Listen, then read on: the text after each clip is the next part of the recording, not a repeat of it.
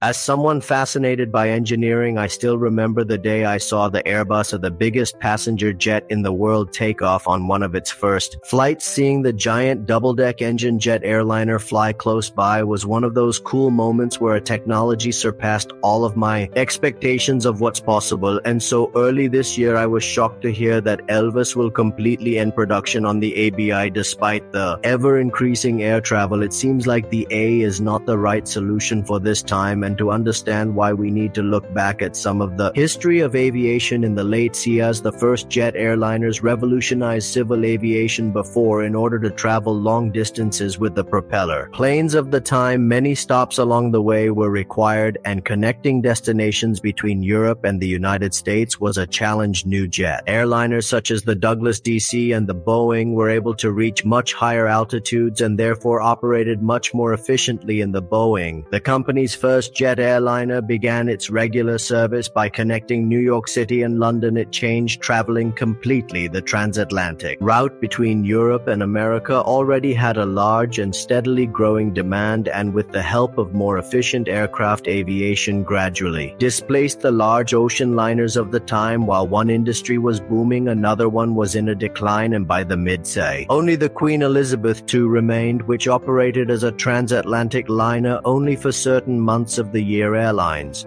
and manufacturers were looking for solutions to handle the enormous demand, which caused congestion at airports not able to grow in size quick enough.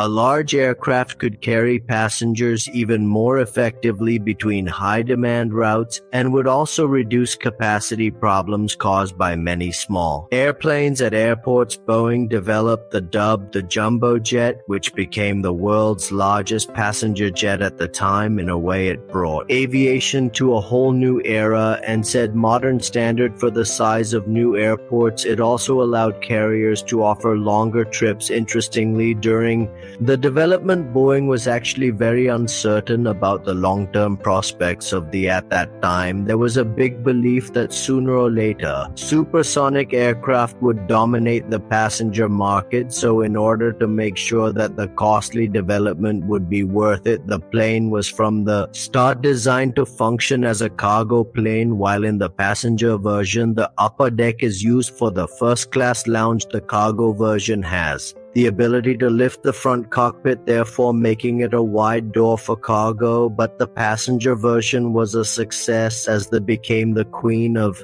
disguise for more than 3 decades, and its success is also based on the implementation of a transportation concept used by airlines in order to offer cheap flights. Airlines try to keep their planes as booked out as possible. However, there are many routes between which there just isn't enough demand to justify a regular direct flight. This is called a point-to-point system. The problem with this is that all of these flights would not be very busy, and it takes a huge number of small aircraft, which will take up costly landing slots at airports. With this system, expanding the airline's network is a slow and cumbersome process. Therefore, airlines tend to use certain bigger airports as hubs where passengers transfer to connecting flights. It allows airlines to better plan passenger flows and also to increase their network quickly. If, for example, another destination is added to this network, suddenly a multitude of new routes becomes possible. Even flights to smaller locations will carry many passengers, as the demand has been gathered at the hub location, and the flights between the different hubs have a very high volume anyway, so large planes such as the Boeing can be filled. And now for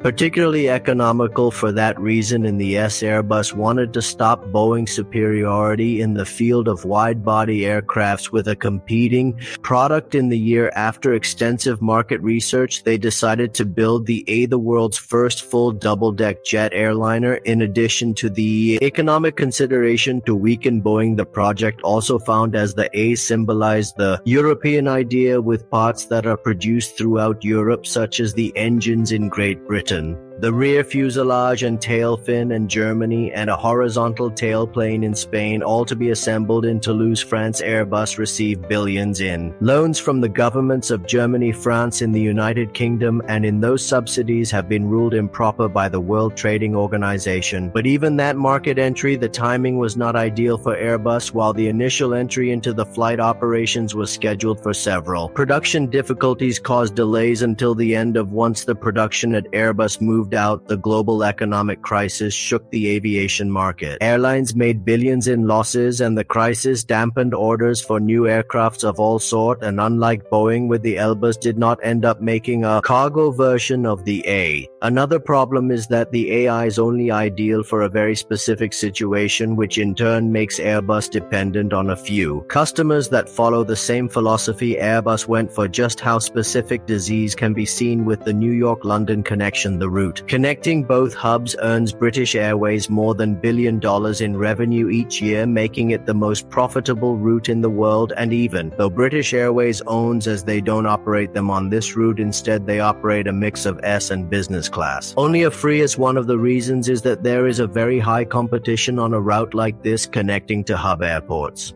While British Airways offers the most with 6 round trips a day, there are also Virgin Atlantic, American Airlines, and Delta flights on this route. Since there are so many different flights between which passengers can choose, the load per flight is not that high. The AI is well suited for connect, where there is a high passenger density but a small number of flights between two hubs such as New York and London. However, there are many customers who also need flexibility, and British Airways would be less competitive if they reduced the current 6 slots to just 4 daily flights on the A. But there are also airlines with a philosophy that matches the A with aircrafts. Emirates is by far the largest customer of the A, followed by Singapore. Airlines with aircraft both are state-owned airlines, and as flag carriers of very small nations, they pursue the same business model. Emirates' entire fleet consists of wide-body aircraft shuttling back and forth between its Dubai hub and destinations worldwide. Dubai's position is strategically valuable for connecting North America and Europe with Asia and Australia, functioning as a springboard between international destinations. However, the aviation world is changing and trending towards more direct connections. Even on long-haul routes, we're placing the hub-and-spoke system with point-to-point travel. One reason for this is Boeing Dreamliner. Boeing developed the aircraft about the same time as Airbus worked on the A, but with a completely different strategy.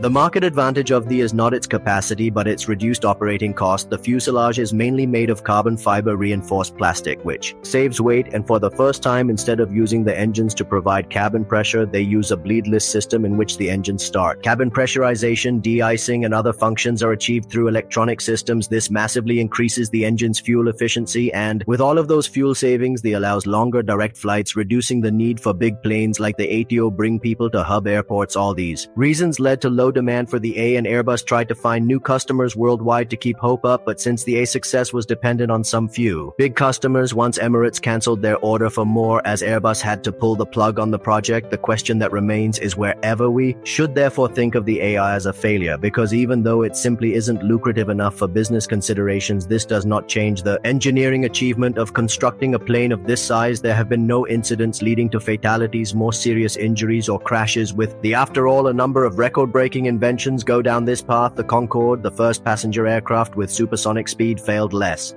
because of technology than because of an inefficient business model, and a maglev that promised to revolutionize train travel is struggling with a similar problem. Therefore, when looking at new technologies being developed, we should remember to also find business models that support engineering.